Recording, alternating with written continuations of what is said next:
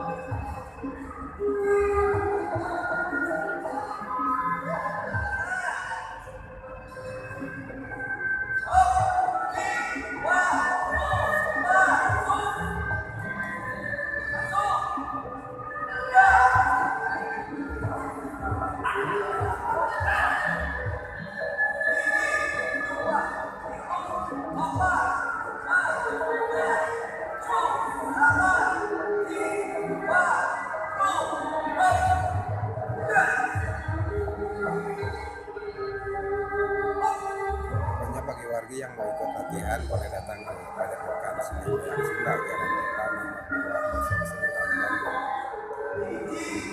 Kegiatan latihan ini rutin setiap hari ada dengan beragam jenis kesenian. Dan hari ini ada dari Sanggargang.